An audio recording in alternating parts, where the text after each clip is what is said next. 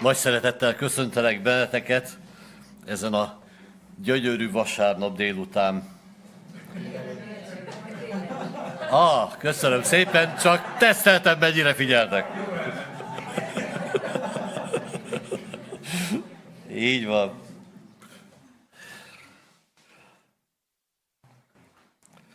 Úgy érzem, hogy minden lehetőség sorsdöntő az életünkben, mai nap is, de a legfontosabb, hogy azt tudjuk, hogy Jézus él és uralkodik mindörökké. Megnéztem a ma reggeli igét, és ez már elhangzott Balázs részéről, és úgy gondoltam, hogy ebből kiindulva fogok most néhány szót elmondani, és remélem, hogy Isten szól hozzánk ezekből. A kicsit kibővítve, nem csak a só és világosság, vagy nem a só részéről, hanem a világosság részéről szeretnék beszélni.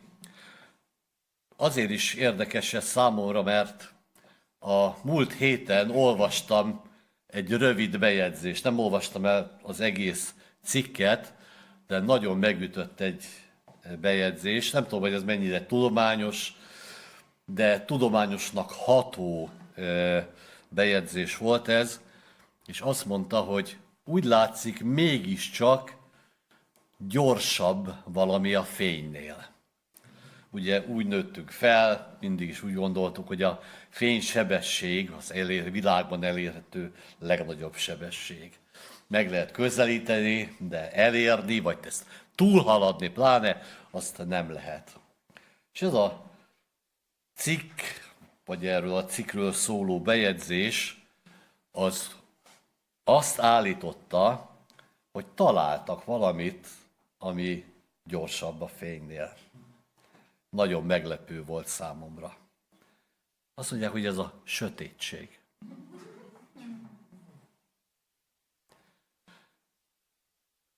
És hát olvastunk ilyeneket, hogy ugye mi is a sötétség. A sötétség egy bizonyos megfogalmazás szerint a fény hiánya. Ahogy a hideg a melegnek a hiánya. Ezt így egy helyen olvastam, egy kis példázatban. Állítólag Einstein is a tanárok között. Azt olvassuk a Biblia első lapjainál, hogy Isten elválasztotta a világosságot a sötétségtől. Aztán azt olvassuk az igében, hogy Isten a világosság, és nincs benne semmi sötétség. És azt is olvassuk, hogy a világosság a sötétségben világít. Azt is hallottuk, hogy többet ér meggyújtani egy kis gyertyát, mint szídni a sötétséget. És valami ilyet olvasunk ebben az igében. Nézzük Máté, ugye ezt vettük már a sorozatunkban, Máté 5, 14-től 16-ig. Tehát Máté 5, ha valaki kikeresné, 14-től 16-ig, és itt bocsánatot kérek a szervezőktől, hogy ezt a verset nem mondtam, ki lehessen vetíteni, de felolvassuk. Ti vagytok a világ világossága. Nem rejthető el a hegyen épült város. Lámpást sem azért gyújtanak, hogy a véka alá tegyék, hanem a lámpa tartóra, hogy világítson mindenkinek a házban.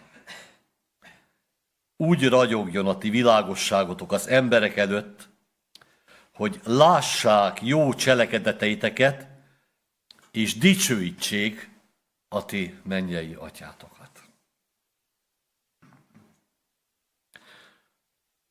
Ugye azt hallottuk az imént, hogy Isten a világosság.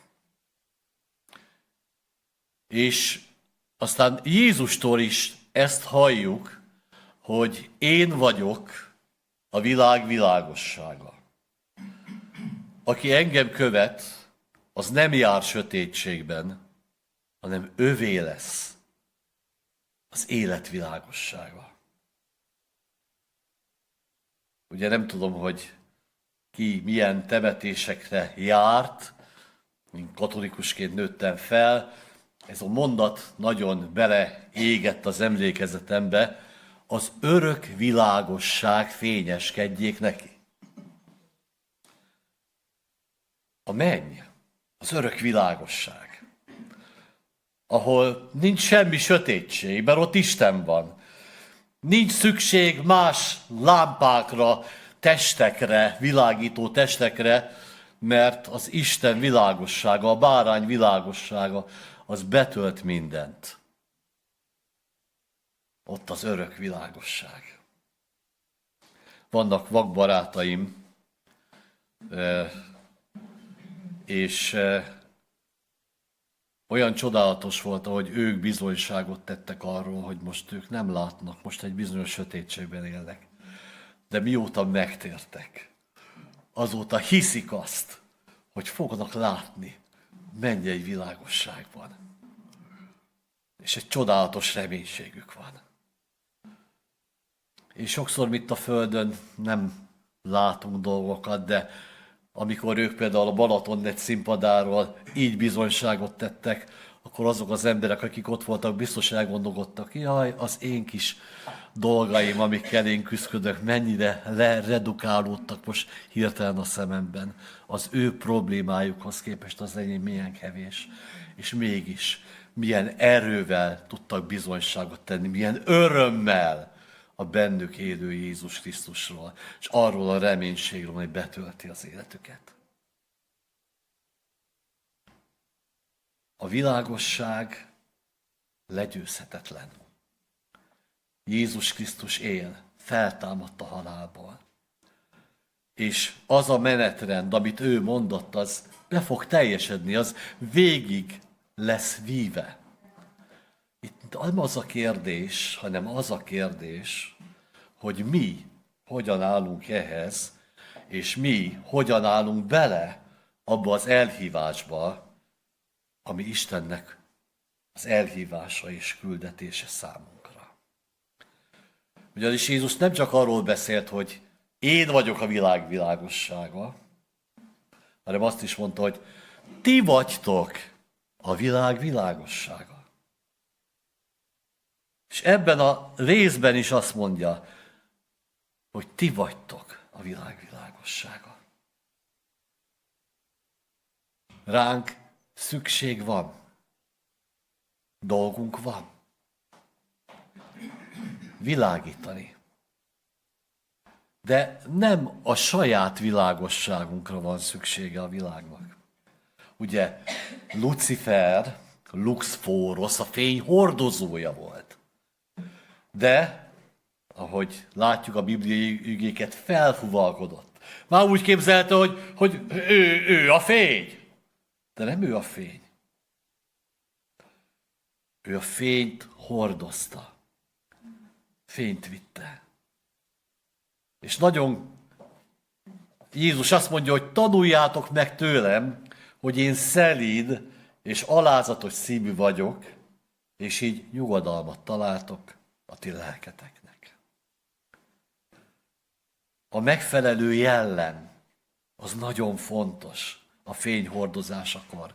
Hogy ne akarjam az Istent letaszítani a trónjáról, ne gondoljam azt, hogy mi fújjuk a passzát szelet, hanem az Úr, és mi vagyunk az ő szolgái. És az a világosság, ami jön, az Istennek a világossága kell, hogy legyen, mert az embereknek erre van szüksége. Ez a világ sóvárogva várja azt a megjelenést, ami Isten világossága rajtunk keresztül. Ha így vagyunk Istennek a fiai, akkor tudjuk betölteni a küldetésünket. Azt mondja, hogy hegyen épült város. nem tudom, hogy hallottatok-e egy olyan művészről, aki egy bolgár, most nem jut eszembe a neve, nem is tudom, bolgár csomagoló művész. Az a művészete, hogy becsomagolja a dolgokat. Volt, hogy egész nagy házat becsomagolt. Na de egy várost, azt nem lehet eltüntetni. Az ott van, az stabilan ott van. Amikor 2000-es években az OM-hez csatlakoztam, Istennek az elhívására, akkor gondolkodtunk, hogy milyen módon tudunk megjelenni, hogyan tudjuk elvinni az embereknek az evangéliumot. És eszünkbe jutott az OM hajó, hogy milyen jó lenne akár egy hajó a Dunán, és lecsorogni. Hát de azért elég korlátozottak a vízi útjaink és a lehetőségeink. De mi lenne, ha lenne egy kerekeken gördülő hajónk? És akkor így indult el aztán az országos vidékmissziónak a gondolata. Először egy autó és az ezt követő pótkocsi, ilyen hát nem is tudom, hogy hívják ezeket. Nem lakókocsi, de valamilyen kis kocsi, amivel elmentek, azt kinyitották, olyan, mint egy céllövöl, de olyan volt, és akkor ott segítettek gyülekezeteknek, hirdették az evangéliumot. 2007-től pedig elindult a Bus for Life szolgálat, egy busz az életért, és amikor megjelent egy faluban először egy ilyen fehér, nagy busz volt, ilyen 13 tonnás, tényleg egy átalakított nagy busz, aztán mostanában meg egy ilyen zöld-kék színű busz, akkor az ott volt. Azt nem lehetett becsomagolni, azt nem lehetett eltüntetni, az érdekes volt az emberek, szóval nézzétek, mi ez? És oda jöttek az emberek, és érdeklődtek. És ugyanígy a hegyre épült várost nem lehet elrejteni, az úgy stabilan ott van. És Isten azt akarja, hogy mi stabilan ott legyünk az embereknek az életében. Hogy lássák, hogy kirívóak legyünk, hogy ne próbáljunk meg úgy elslisszolni, ne próbáljunk meg kitérni, ne próbáljunk meg csak úgy lenni, úgy elfolyni ebben az életben, hanem, mint ahogy Jézusról mondja Máriának, hogy egy olyan kő lesz, amiben sokan úgy megbotránkoznak, aki ráesik, meghal, akire az a kő esik, meghal, jel lesz, amelynek elleneszegülnek, azt mondja, hogy úgy küldett titeket, mint bárányokat a farkasok közé, és vannak ennek veszélyei, de azt mondja, ne ezzel számoljatok, hanem úgy ott legyetek. Láthatóak legyetek. Ne rejtsétek el az igazságot.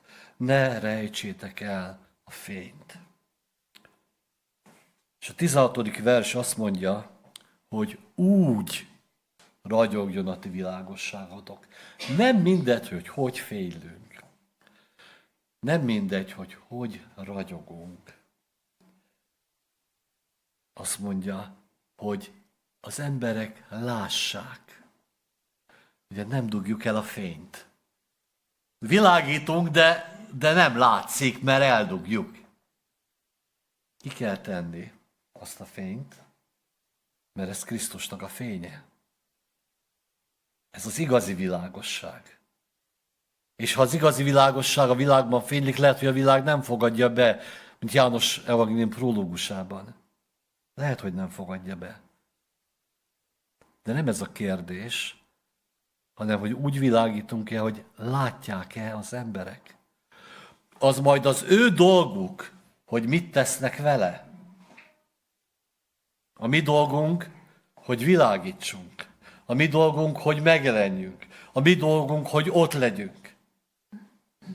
És Isten fényét adjuk tovább. Úgy, hogy az hiteles. Azt mondja, hogy lássák a jó cselekedeteiteket. Ugye sokszor volt ez a kis dilemma, ugye Pál nagyon nyomta, hogy a hit által van a megigazulás, És akkor Jakab megmondta, hogy hát mutasd meg a hitedet, én bizonyítom a hitemet a cselekedeteimből. Tehát a hitelesség, ebben is benne van a hit, de benne van az, hogy oda tettem magam, és teszem azokat a dolgokat, amikre Isten indít. Jó dolgokat teszek. És az emberek ezt fogják látni. Nem csak a szavaimat, mert a gondolataimat szavakban öntöm ki, de ezeket a cselekedeteimmel bizonyítom. És ez adja a hitelességet. Lássák a ti jó cselekedeteiteket. Ez nem egy teória csupán, nem csak egy elmélet, hanem ez az elméletből fakadó gyakorlat.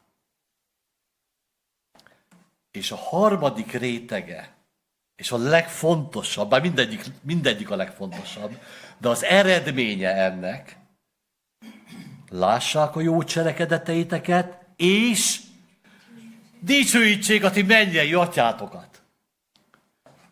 Nem téged, aki világítasz. Mert te a fény hordozója vagy, nem a Lucifer, hanem az igazi fényhordozó, az igazi Istenfiak.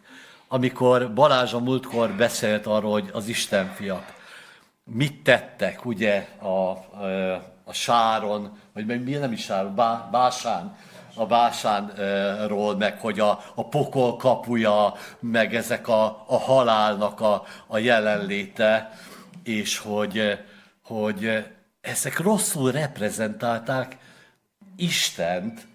Hiába volt kiírva, hogy Isten fia, de nem úgy élt, rosszak voltak a cselekedetei, gonoszak voltak a cselekedetei, ítélet által kerültek, nem Isten dicsőítették meg, hanem maguknak akarták a dicsőséget. De az igazi Isten fiúk, az igazi Isten fia eljött, és legyőzte a halált. És a poklok kapui ezért nem tudnak erőt venni, nem tudnak megállni, nem tudnak védekezni az evangélium ereje megjelenésekor, mert az Krisztusnak az ereje. Ha Krisztusnak az ereje van benned, az késztet téged arra, amit tegyél, abban benne van Isten. Ezért lehetett az, hogy amikor az igét hirdették az apostolok, megnyilvánultak az erők és a csodák. Mert Isten igéjét képviselték, nem magukat. És Isten igéjének a hirdetését. Azt mondja a Jézus, hogy én veletek vagyok a minden napon, a világ végezetéig, de ezt ahhoz kötötte, hogy nekem adott ott minden hatalom. Menjetek el és hirdessétek az evangéliumot minden teremtménynek, és én veletek vagyok minden napon a világ végezetéig. Ez egy blokk, ami teljes mértékben koherens, konzisztens, összefügg egymással, és egy csomagban érthető. És tudjátok, azt mondták, Wycliffe-nél hallottam, hogy az ő nevüket is megemlítsem, hogy miért létezik a misszió. Azért van szükség a misszióra, mert Isten dicsősége, dicsőítése még nem teljes. Dicsőítsék a ti mennyei atyátokat. Hogyan? Világítotok, jó cselekedet tesztek, ezt látják az emberek, és dicsőítik a mennyei atyátokat ezért. És tudjátok, ez még nem teljes. És még kell misszióba menni. Még ott kell hagyni a komfortzónánkat. Nem mindenki van elhívva misszióra, de mindenki tanul. Mindenkinek el kell mondania azt, amit Isten tett az életébe. Bizonságot tegyünk arról. De van, akiket messze hív, vagy messziről hív el Istennek az igéje. És Most egy kicsit átrendezem itt az előteret, és hívom a testvéreimet, akik az OM hajóról érkeztek ide hozzánk. Na most a hajó az egy nagy hajó. Az ott van. Úgyhogy amikor megállok mellette, akkor azt mondom, húha, ez nem rejthető el. Ez tényleg olyan, mint egy mozgó város, tengeren úszó város.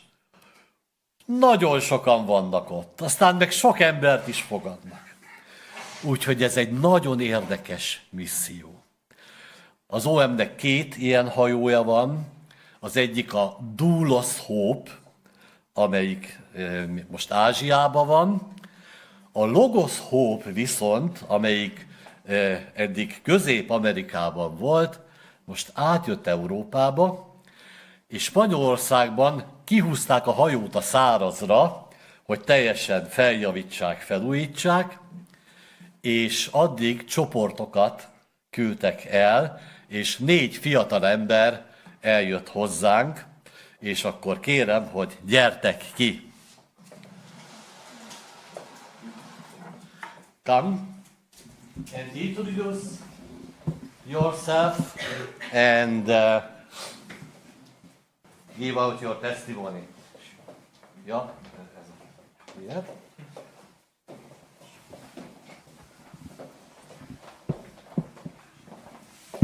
Thank you so much. Yeah. Thank you so much, Pastor Istvan, and yeah, it's such a privilege to be here. Nagyon hálásak vagyunk, és megtiszteltetés, hogy itt lehetünk. Yeah. It's also such a privilege because the ship would never come to Hungary because it's a landlocked place, right? és azért is nagy megtiszteltetés, mert ez a hajó nem jönne Magyarországra, hiszen nincsen tengerünk. So I'm feeling really blessed that I'm able to come here, with my team. És nagyon áldottnak érzem magamat, hogy itt lehetek köztetek. Right. So I got our flags.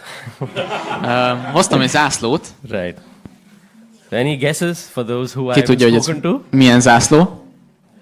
Yeah, wow, that's good. Igen, etáltatok. Yeah. So my name is Joshua. Joshának hívnak. And yeah, I'm from India, from a place called Bangalore. Bangalore-ból jöttem, Indiából. I've been working on the ship for about a year, 5 months, 18 days now. 1 éve, 5 hónap és 18 napja vagyok a hajón. It's very specific because, yeah. And yeah, on the ship, I work in a department called Ports Engagement. A hajón egy Ports Engagement nevű részlegen dolgozom, ami... Yeah, it's more like, so before the ship comes to a port, I have to do a lot of things behind it, És mielőtt kikötne valahol ez a hajó, nekem kell előkészítenem a dolgokat, és ezzel foglalkozom igazából. And it's just been a privilege to be working on the ship and serving the Lord. És nagyon, nagyon nagy áldás volt számomra, hogy így tudtam tevékenykedni a hajón, és dicsőítettem And the rest Istent. of my team are going to introduce themselves. És most a többi csapattagom fogja bemutatni magát. Hello. Sziasztok! Yeah, my name is Jonathan. Jonathannek hívnak. I come from a place that you all know, I think. Valószínűleg jól ismerjük. Yeah. Yeah, and I have been on the ship now for 1.5 years. 1,5 éve vagyok most már a hajón. Yeah, and there on the ship I'm serving in the IT department. Én az informatikai részlegen dolgozom. Because the ship, we are around 300 people on board. Körülbelül 300 ember van ezen a hajón. So it means it's like a small town. We have everything there. És igen, olyan, mint egy kisváros, igazából mindenünk ott megvan. So every job is needed. És mindenféle munka és szolgálat szükséges ott. And that's why I can be there, yeah, working in IT. És ezért lehetek én is ott informatikai részlegen dolgozva. Yeah. Blessings? Hello, everyone. Sziasztok! My name is Blessings. Blessingsnek hívnak. I would like to see if anyone knows which country this is. I'll take guesses. Valaki tudja esetleg, hogy ez milyen ország? Anything. Oh, yes. Yes, yes. Yes, so I'm from a beautiful country called Malawi. That's in the southeast of Africa. Malawiból származok, ez dél-kelet Afrika. Yes, I have been on the ship for about 2 years and 6 months. 2 éve és 6 hónapja vagyok a hajón, and I work in the book department. That's where we sell the books and everything. és én a könyv részlegen dolgozom, itt áruljuk és rendezzük a könyveket, amik ott vannak a hajón. And most of you are wondering why do I have this name? És sokan lehet, hogy gondolkoztak, hogy miért ez a nevem, hogy Blessings. I'm also wondering the same. Ezen én is gondolkozok. Yeah, so like every time I meet people, Bármikor, amikor találkozok új I emberekkel, try to introduce myself, próbálom bemutatni magamat, and they always think I'm blessing them. és mindenki azt hiszi, hogy megáldom őket. But then I have to explain myself that this is my name. És el kell magyaráznom, hogy ez igazából a nevem. So I hope you don't do the same today. Szóval remélem, hogy ez átjött nektek Yeah, is. thank you so much. Köszönöm szépen. Hi. Sziasztok. My name is CK. CK-nek hívnak. When I'm in Spain, when I put Uber, I put CK, they call me Kevin Klein. Hát ezt megpróbálnám lefordítani, de sajnos nem tudom. I come from country, you know this place, like USA? Tudjátok ezt az országot, hogy ez micsoda, kicsit olyan, mint amerikai zászló? Any guess? It's Malaysia. Malajzia. It's a South Asia. Igen, ez Dél-Ázsia. I think it's quite far away from here. Eléggé távol innen. I work in the ship as an IT, same as Jonathan. Ugyanúgy az informatikai részlegen dolgozom, mint Jonathan. He's leaving soon, Jonathan nem sokára már elmegy, so I'm taking over his place. de én fogom felváltani őt ott az ő részlegén. I'm here only for 2.5 months, joined from Trinidad and Tobago. És én 2,5 hónapja vagyok itt a hajón velük. Thank you. Köszönöm szépen.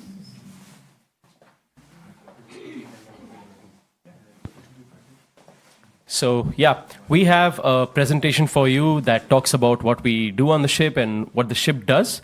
And before that, we're going to be playing a video, and then Jonathan will come and explain a few things. És szeretnénk bemutatni majd egy prezentációt, de azelőtt egy videót, és majd Jonathan jön és elmagyarázza a dolgokat. And once the video plays, our brother here is going to explain to you what's in the video. Yeah. Igen, megpróbálom elmagyarázni, mi van a videóban közben. All right, thank you so much. Maybe we can play that for us. Thank you. Megosztani a reményt. Ez a címe.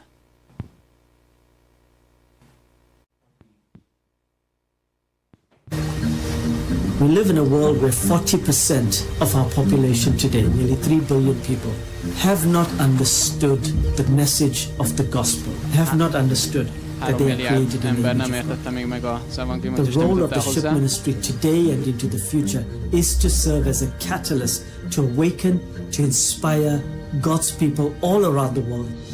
És arra való ez a hajó is, hogy Isten My name embereit is Celine inspirálja arra, Governor. hogy szolgáljanak. I am the felé 3 president milliárd and ember felé. CEO of OM Ships. I come from not a Christian background.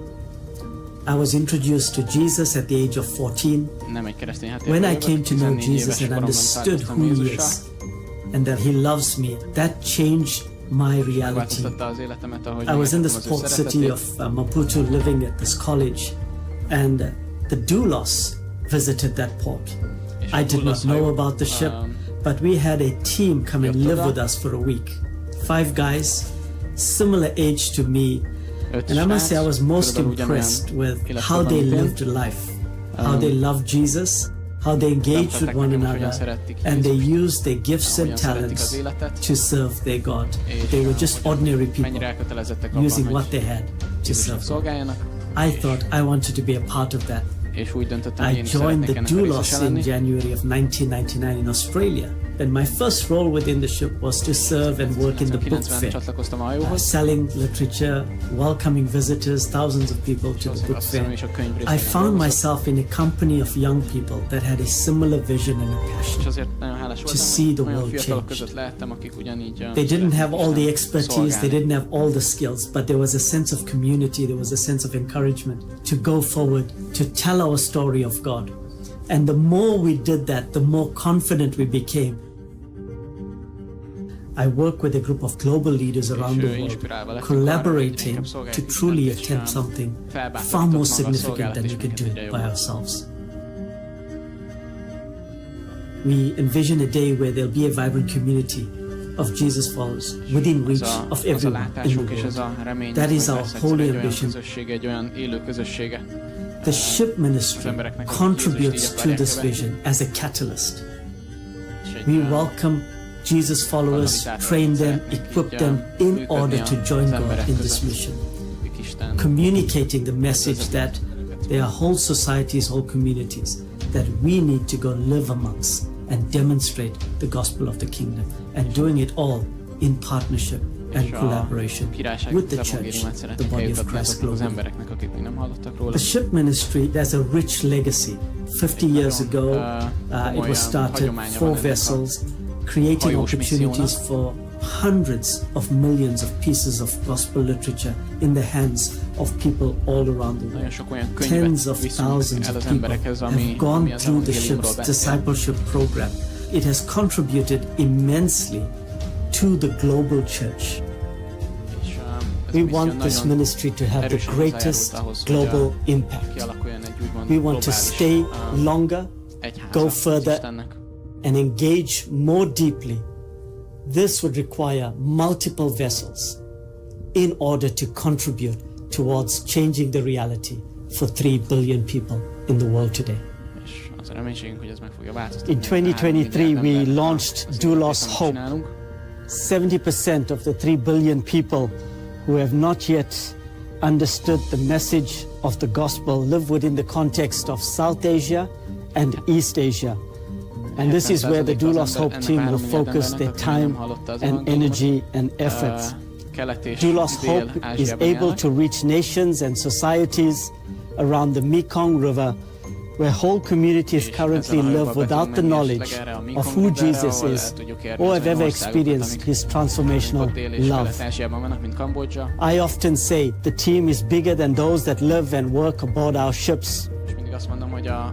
We have over 500 people living on board that come from nearly 70 nations around the world. Many of them come from countries and communities where their churches are unable to support them financially to live and work aboard our ships. We look for financial partners that are able to make it possible for these followers of Jesus to come and live and work and serve on board, so that we can reach these communities that have not yet experienced the gospel in their lives. So if somebody cannot join us physically, they can commit to praying with us.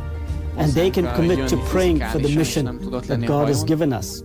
They can also be involved financially. This enables the ship to go from port to port, reaching the communities that we so desperately want to engage with around the message of the gospel. The core of our mission goes far beyond than running a ship. It provides a platform that serves as a catalyst for God's people to join Him on His mission. Everything we do is directed at enabling Jesus followers to take the gospel to the nations, so that we can see lives in communities transformed by the gospel of the kingdom. It's unacceptable for me when I think about the 3 billion people. Every day 60,000 people gets added to that number. My resolve is to inspire and encourage all of God's people and to make a difference in the world. My question to them would be, what does this mean for you?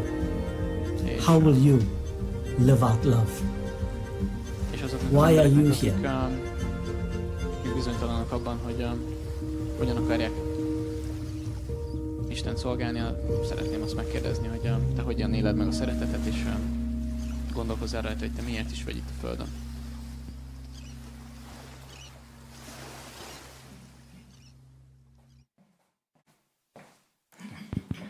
Yeah, thank you. Szívesen. Yeah, no, we didn't make it easy for. Well, yeah, I try my best. No, it was really good. So yeah. So what you saw in the video, it may have been a bit confusing. Lehet, hogy egy kicsit zavaró volt az, amit láttatok, vagy nem annyira függött össze. Yeah, because it was really fast. Nagyon gyors volt. Yeah, we wanted to get subtitles for you, but we couldn't get it translated in time. Próbáltunk feliratokat rakni a videóra, de sajnos ezt nem tudtuk időben megoldani. Yeah. So I'm gonna briefly explain a few things about it. És most egy picit így el fogok magyarázni egy-két dolgot, ami a videóban volt. So, OM, we had in total 5 ships. Az OM-nek 5 hajója van. Igen. Yeah. So the first one is the original Logos. Az So első az a not Logos. Logos Hope, it's Logos. Logos, igen. Yeah. Then we had Logos 2, Van Logos 2, Doulos, van a Dullos, and now the ships that are currently sailing. és van a 2, ami éppen most hajózik. Yeah, Logos Hope and Doulos Hope. Logos Hope és Dullos Hope. And we are from the bigger ship. És mi a nagyobb hajóról vagyunk. Yeah. So the question that our CEO ended with is, why are you here? Szóval a mondat, amivel a OM vezetője zárt az, hogy miért is vagy itt. Yeah. So the same question also goes for us being on the ship. Why are we there? És ugyanígy ez nekünk is kérdés, akik a hajón vagyunk, hogy miért vagyunk ott. And it is to shine the light. És azért, hogy a világosságot hirdessük, és fények legyünk az emberek számára. Yeah. So we have a few slides. Van egy-két diánk, amit szeretnénk bemutatni. Yeah. So every time when we get into a region of the earth, the ship, we choose a vision statement. Minden egyes alkalommal, amikor egy különböző régióba érkezünk a hajóval, megfogalmazunk egy úgymond egy ilyen látás, vagy egy ilyen állítást, ami a reményünket foglalja magában igazából. So yeah, the ship always goes like continent by continent. És mindig kontinensről kontinensre megyünk a hajóval. So when I joined the Logos Hope 1.5 years ago, we were in Africa, West Africa. És amikor én csatlakoztam, akkor Afrikában volt a hajó. And then a few months later, we sailed over the Atlantic. It took us around 2 weeks. És azután pedig az Atlanti-óceánon mentünk keresztül. Yeah, and we sailed from Africa to the Caribbean. És Afrikától mentünk a Karib szigetekig. Yeah, and since then, what we chose as our vision statement is Thy kingdom come. És az állítás, amit akkor jegyeztünk fel magunknak, ez a jöjjön el a te királyságod. It is part of the Lord's Prayer. Ez Jézus imádságának a része. So I think that's the next one. Yeah. So, yeah, and I think everyone knows it. So, Igen, valószínűleg ti is ismeritek a mi atyánkat. so then, how does the ship help with this? És hogyan segít ebben a hajó? Because we are sailing around, and yeah, how does that help to shine the light? És hogyan segít a mi szolgálatunk abban, hogy a világosságot hirdessük? The ship is, we call it a catalyst. És ahogy a videóban is volt, úgymond egy ilyen katalizátornak. Like in the car. Igen, mint az autóban, egy ilyen beindító, vagy egy ilyen, igen. So if there is something happening, we make it faster. És hogyha valami történik, akkor mi azt gyorsabbá tesszük, vagy nagyobb volumenűvé változtatjuk. Yeah. So what we do as the ship is we go to many different places. És nagyon sok helyre elmegyünk ezzel a hajóval.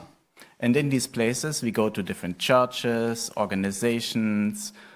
És elmegyünk különböző templomokhoz, gyülekezetekhez és szervezetekhez. Like elderly homes as well. Idős otthonokat is látogatunk. We visit prisons. Börtönökbe is megyünk. Go to schools. Iskolákba.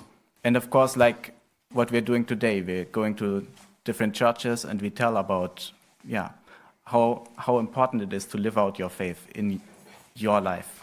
És ma is egy gyülekezetet látogatunk meg, és itt is azokat osztjuk meg, hogy milyen fontos az, hogy megéljük a hitünket. Okay, I have another slide. The next one. Yes. Yeah. So, of course, we have the direct impact where we go with the ship into a country. Igen, és van nyilván az a közvetlen hatása a szolgálatunknak, amikor oda megyünk az adott helyre, és különböző ilyen eseményekkel, meg ilyen aktivitásokat rendezünk ezekben a kikötőkben, igen. And so yeah, you know our group, right? We come from all around the world. És a mi csapatunk is egy nagyon összetett és sok helyről összegyűlt társaság. So when we come into a church, the question is, how can people from all over the world come together like this? És amikor egy gyülekezethez megyünk, az is a kérdésünk, hogy hogyan tud ennyi ember ennyi különböző helyről összegyűlni, mint így egy gyülekezetben. This is part of the light. It's Jesus who binds us together, who makes it possible that we can be together like this. És mindig azt hangsúlyozzuk ki, hogy ez Jézus, aki minket így össze tud kötni, ez az a fényesség, ez az a világosság, amit követünk. So we are from our culture very different. És nagyon különbözők vagyunk kulturálisan. We also have a lot of like miscommunication. Igen, sokszor félre kommunikáljuk a dolgokat, és esetlegesen lehet ebből konfliktus is. We're living together in a room with people from 4 different continents. És egy szobában lakunk 4 különböző helyről a világról. So you have to work out how can I love all the people around me. És valahogy ki kell találnom, hogy hogyan tudom azokat az embereket szeretni, akik teljesen más helyről jöttek, mint én. It's one of the biggest challenges on the ship. Ez az egyik legnagyobb kihívás a hajón. But we have Jesus. De Jézus ott van velünk. And the second point is that we as crew members, we get changed on the ship, but also we get to know a lot of people all around the world. És a második hatás az pedig az, hogy nyilván mi is megváltozunk, és Isten megváltoztat bennünket is, akik a hajón vagyunk, de nagyon sok emberrel találkozunk a világ minden pontjáról. Now I know Christians from 16 different countries. És most már ismerek keresztényeket az világ 16 országából. And that's only the countries we have visited. In addition, it's like 70 countries from the ship's crew. És ezek csak azok az országok, amiket mi meglátogattunk, de még van kb. 70 olyan ország, ami hozzátartozik ez a misszióhoz. And this is what the ship does. It changes you, it changes the people around you. És ez az, amit a hajó csinál. Ez téged is megváltoztat, és azokat az embereket is, akik körülötted vannak. And when you come back, you cannot go back to the old self. És amikor visszajössz, akkor valószínűleg nem leszel olyan, mint amikor elindultál. Yeah, because I come from Germany. So in Germany, the church is very much like this. Én Németországból jövök, és Németországban a gyülekezetek nagyon hasonlóak, mint itt. But then if you go to India, if you go to Malawi, De hogyha Indiába, Malawiba mész, in Malaysia, Malajziába, it's completely different how they do church. teljesen más módon néznek ki a gyülekezetek. But all of it is beautiful. De mindegyik gyönyörű. All of it shows the love of Christ. Mindegyik megmutatja Istennek a szeretetét. Yeah. That's what the ship does. Ez az, amit a hajó csinál. And Blessings is going to explain a bit more on a like concrete example. Blessings is elmond egy-két dolgot. Yes, so just as what Jonathan has said, so I'm going to share a quick story of how the ship impacts communities. Szeretnék egy rövid történetet megosztani arról, hogy hogyan befolyásol különböző közösséget a hajó. And I'm going to use the second point as the pinpoint of my story as well. Igen, és ezt a második hatást fogja igazából ez a történet bemutatni. So in 2001, that's when the Doulos Hope was still functioning, the Doulos. 2001-ben, amikor még a Doulos Hope hajó még mindig hajózott. So it visited in Philippines, this part called Cebu. Igen, a Fülöp-szigeteken volt éppen, és egy ilyen Cebu nevű helyen szállt meg, vagy állt meg. So when the ship was there, you know, it is open to the public, so that means people can come to the ship. És amikor tehát éppen egy kikötőben van a hajó, akkor ez nyitott az emberek számára is, és meg tudják nézni, hogy ez mi is. So the people living nearby the ship, the community that was just nearby the ship, was coming to the ship. És az a közösség, ami ott volt a hajóhoz közel, azok bejöttek a hajóba is. Not inside the ship, but they were just outside just to admire and just to look at the ship. Igen, bocsánat, nem a hajóba jöttek be, hanem csak hogy köré és megnézték, hogy ez mi is. And this created a curiosity from the ship people to talk to the people outside. És ez kiváltott bennünk egy olyan kíváncsiságot, egy olyan késztetést, hogy beszélgessünk azokkal az emberekkel, akik odajöttek, és megnézték a hajót. So the crew members during their break time, their lunch time would go to the people outside the kids side and just to have good conversations as well. És a csapatunk az ebédszüneteiben, vagy éppen a munkaszüneteiben éppen kiment és beszélgetett egy picit azokkal az emberekkel, akik ott voltak. And then as time passed by, they made good friendship and good fellowships. És ahogy az idő telt, nagyon jó barátságok is alakultak ki ezekből a beszélgetésekből. But then the ship had to leave as well. De hát aztán a hajónak is el kellett mennie. And it was really, really sad for the community because of the friendship that was created.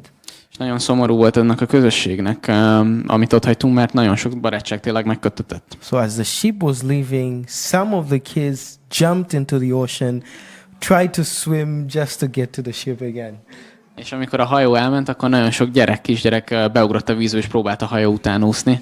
Because it was just good connections that these people had made. Igen, és nagyon jó kapcsolatokat tudtunk ott kialakítani. So, but one of the here's also something that you need to know. When the ship is in a country, we partner with different churches to have volunteers to work on the ship.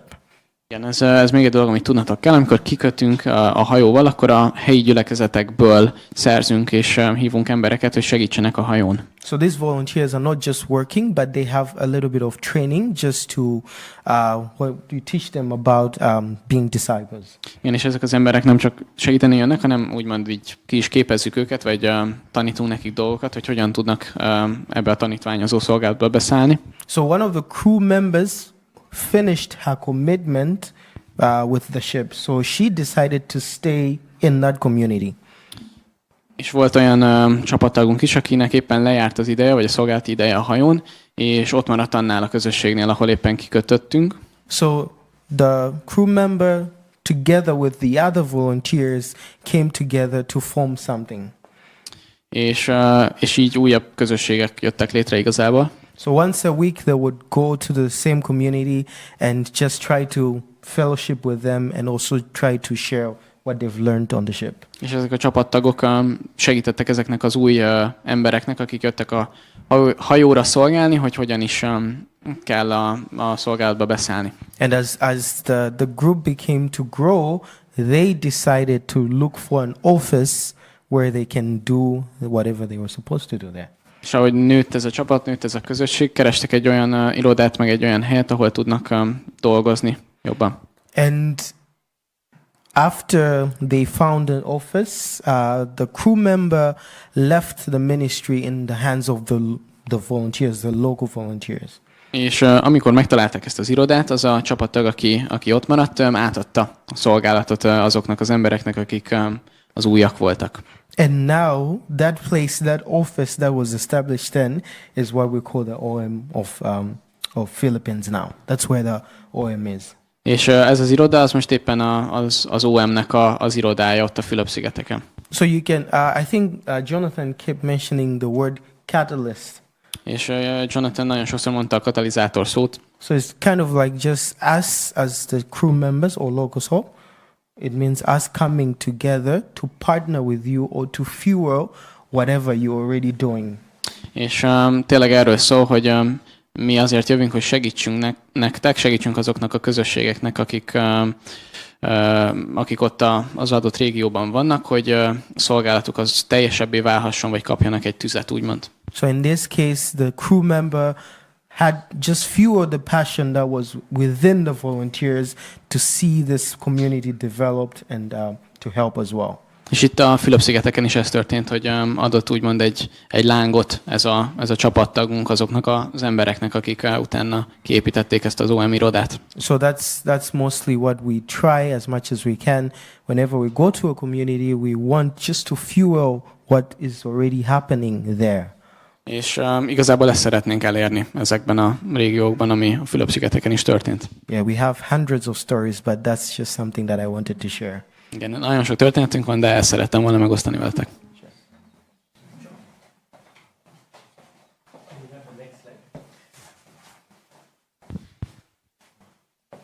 Thank you. Yeah. So not everyone is currently living in the reach of a church or has the opportunity to be introduced to Jesus.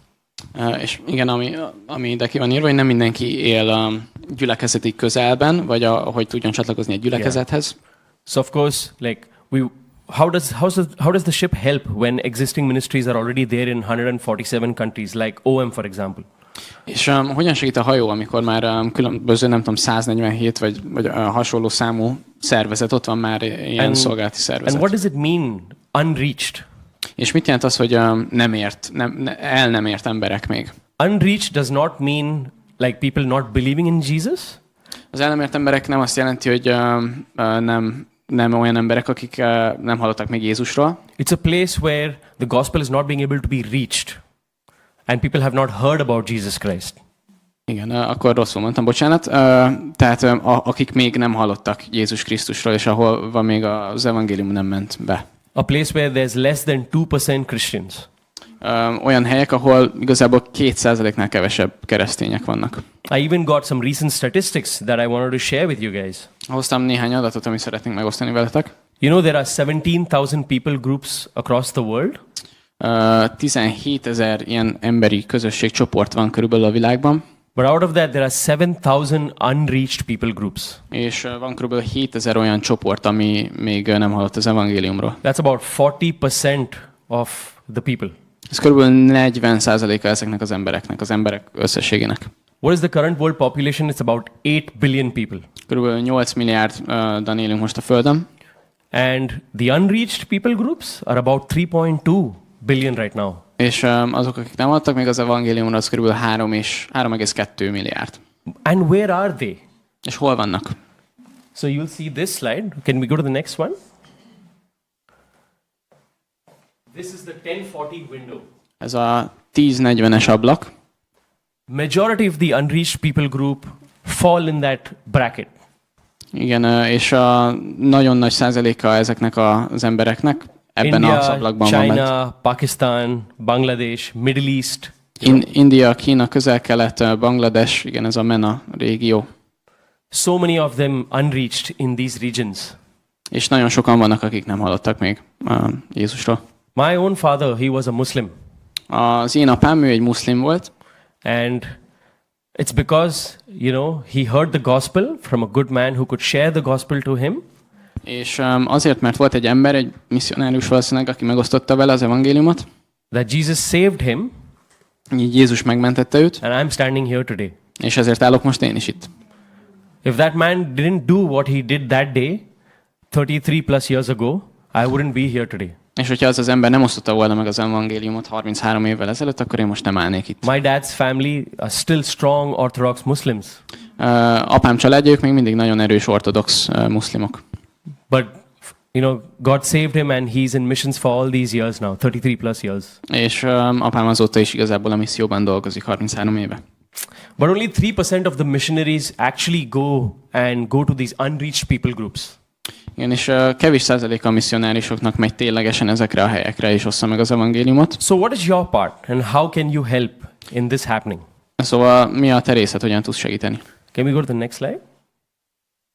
So you see here, there are so many different things and I don't want to go through all of them, but there are so many different professions.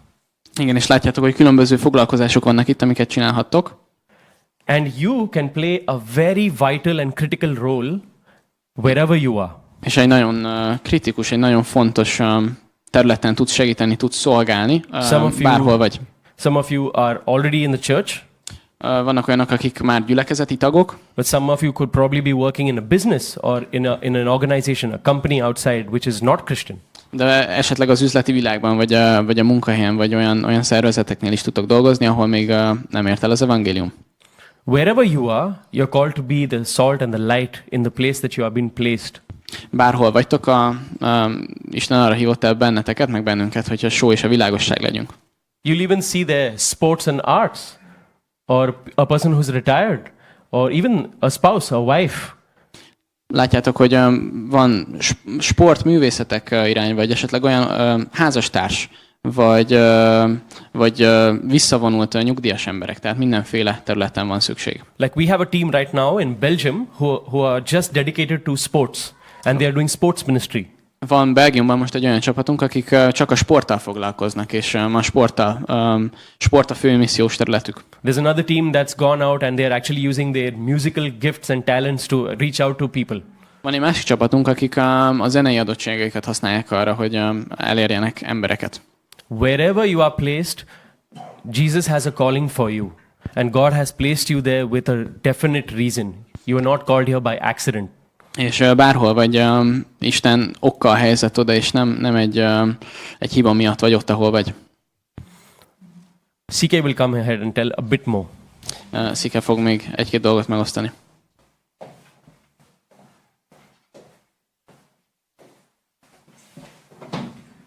Next slide.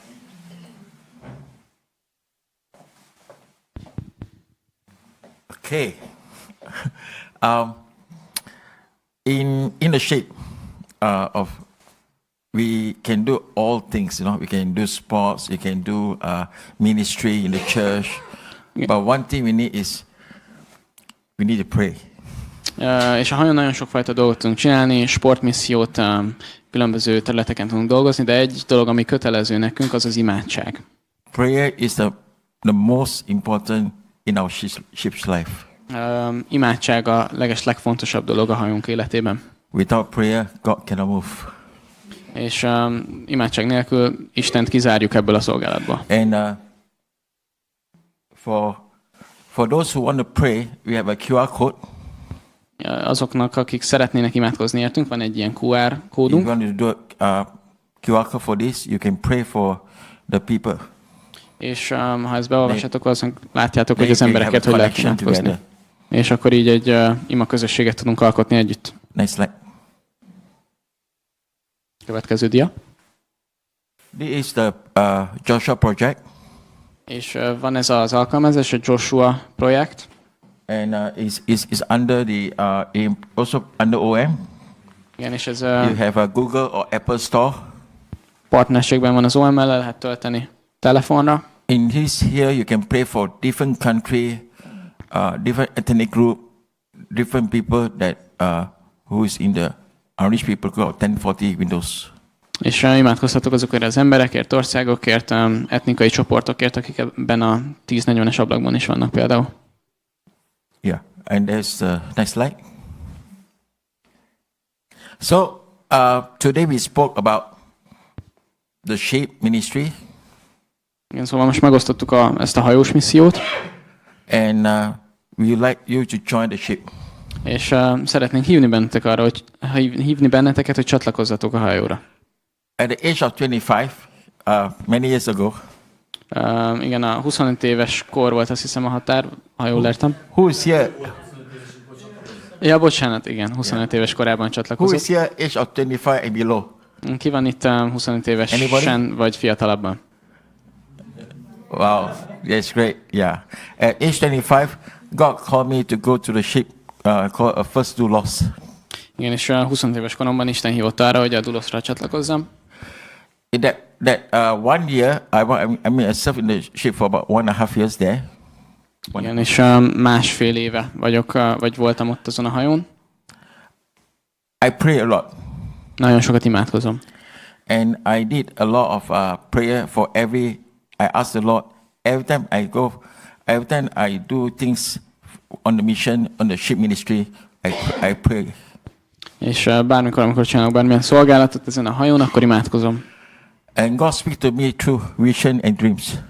És Isten látomásokon és álmokon keresztül szólt hozzám.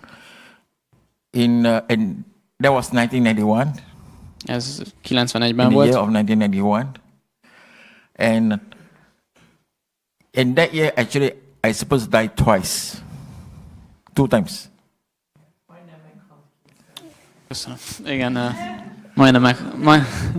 majdnem meghalt kétszer, igen. But I'm going to share you one first because it's quite long story. But I'll share a short one. Which is number one is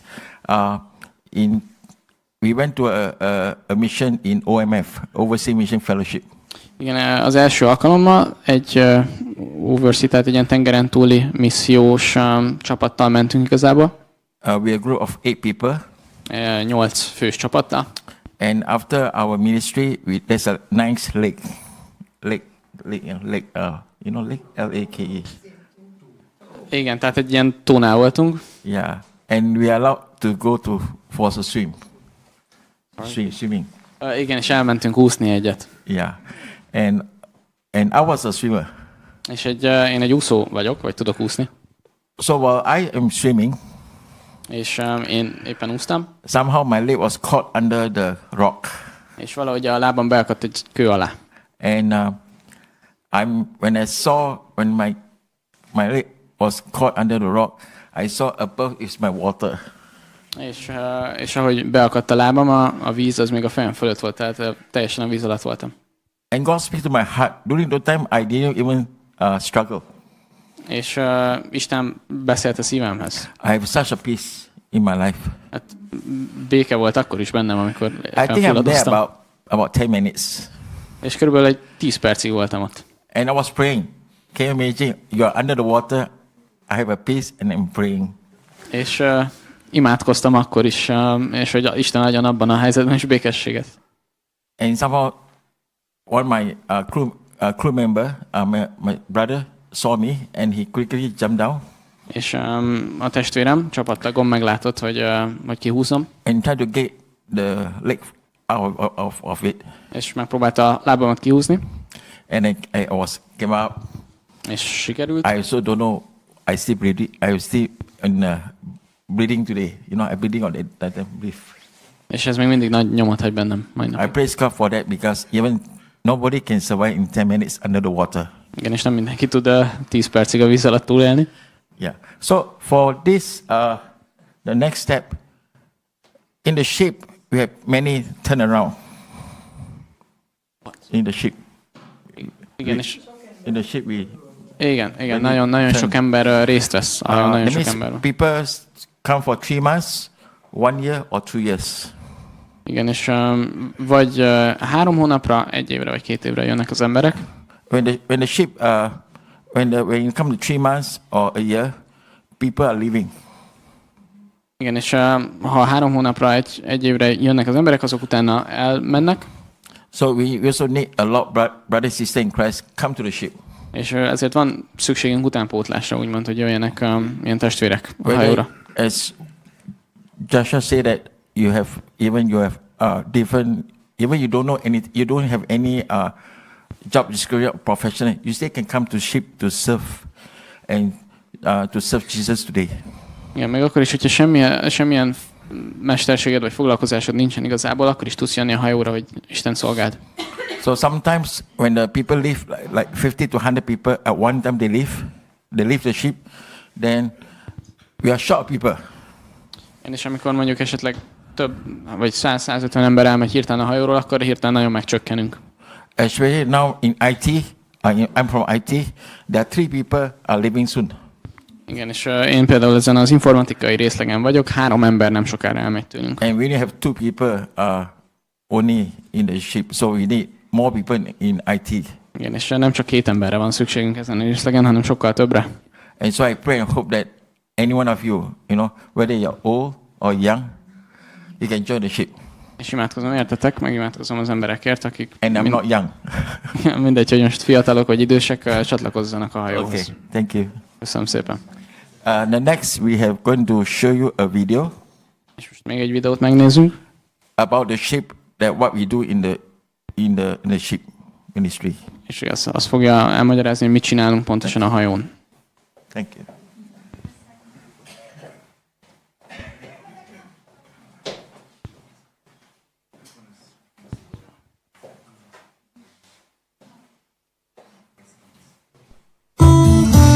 This is my home, Logos Hope. Let me show you around. On board, we share cabins, usually with 3 others, but sometimes fewer people to a room. At meal times, we come here. This is the dining room where we eat together. It's a good place to get to know people from all over the world. On Logos Hope, we're always busy. We work 5 days a week in our departments. Every job is essential for maintaining our floating home and ministry. For example, the engine room is considered the heart of the ship. It's where the technical-minded volunteers work and learn the ins and outs of how to operate the vessel. They keep the engines clean and running smoothly. And then there's those who maintain the exterior of the ship, wire brushing and needle gunning. And sometimes steering the ship from the bridge. They're the deckies. We can't forget the faithful cleaning team, doing all our laundry and a dirty job of cleaning the public areas of the ship. That's why we call them the angels. And of course, the galley team. These crew members prepare and serve all the meals on board, 1,000 a day, and they clean up afterwards. This unique international community lives and serves on board the largest floating book fair in the world, so a key team in the ministry is the book fair staff. They organize the books and serve our visitors. Usually a third of the ship's ministry costs are met by book fair revenue. There are also specialized jobs on board, with people serving in personnel, media, IT, and other positions. So, what about the 2 days in the week when we're not working in these roles? Well, we each get 1 day where we are assigned to a team and sent out from the ship. We could be helping on a building project, Bringing donations to people in need. Visiting sick or homeless people. Telling a church or a school about our mission. or simply having conversation with people about our faith. These special days are the reason most people join Logos Hope and are often the most meaningful and fulfilling day of the week, as we serve God wherever He leads us. And we also get a day off where we can relax, possibly here in the staff lounge. Or go out to explore the country we are in. The International Music Festival is starting now in the Hope Theatre. Oh yeah, and some evenings we have community events. Here in Hope Theater, we also hold weekly prayer nights, where we pray for different countries and people groups. I have lived in this amazing floating home for 2 years. Life here has its challenges, but I can honestly say that these have been the best years of my life so far. I am maturing in faith. Making friends with wonderful people from all over the globe, both on board and on shore. I've been able to serve God in ways I never thought I could. And I've grown closer to Him in the process.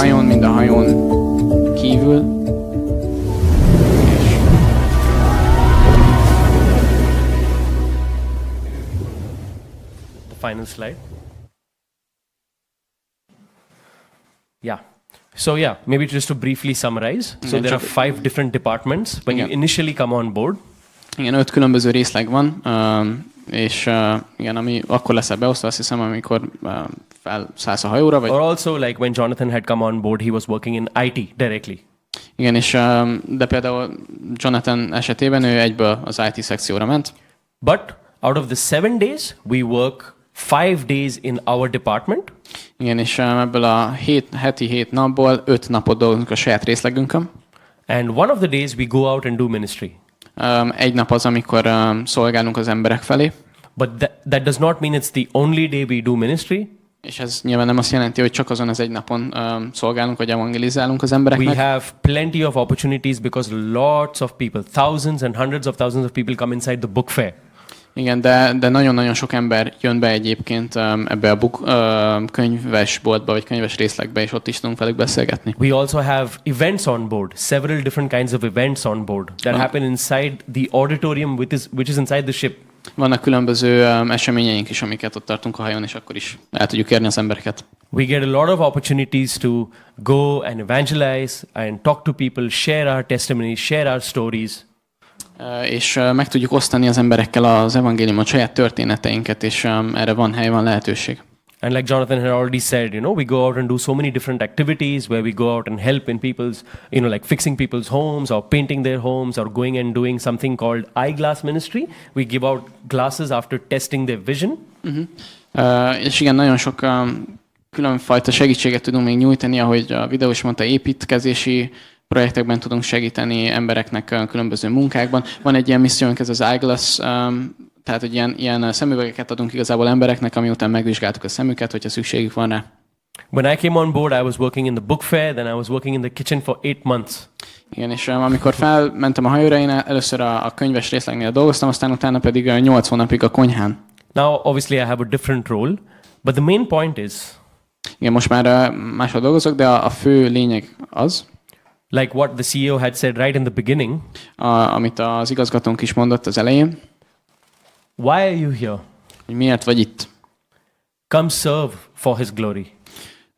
hogy gyere és az Isten dicsőségére szolgálj. Thank you. Köszönjük.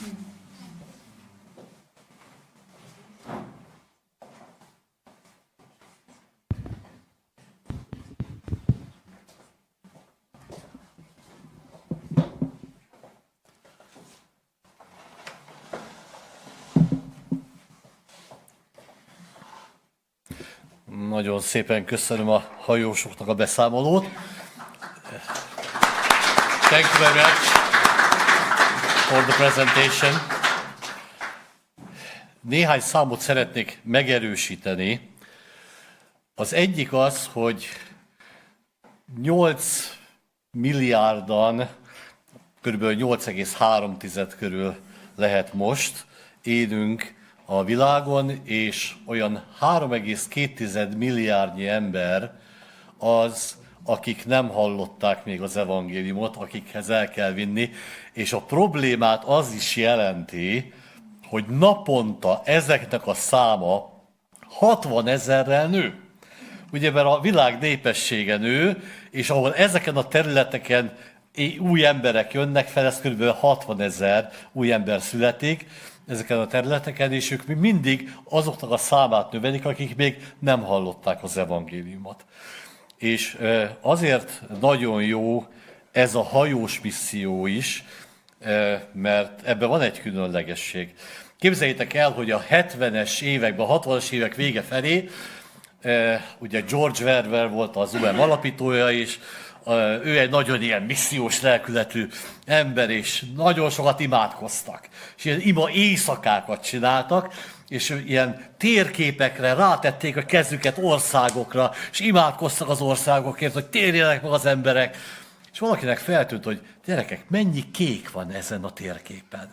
Mi lenne, hogyha lenne egy hajó, amivel el lehet vinni az evangéliumot, mert a világ népességének a 80%-a az tengerpartok környékén él, ott elérhető.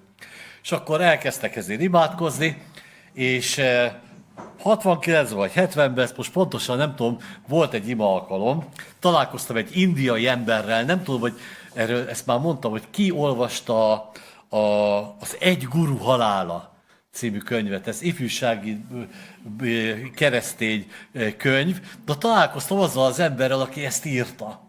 Hú, mondom, figyelj, hát ez le lett fordítva magyarra, ezt én is olvastam, és nagyon lelkesítő volt.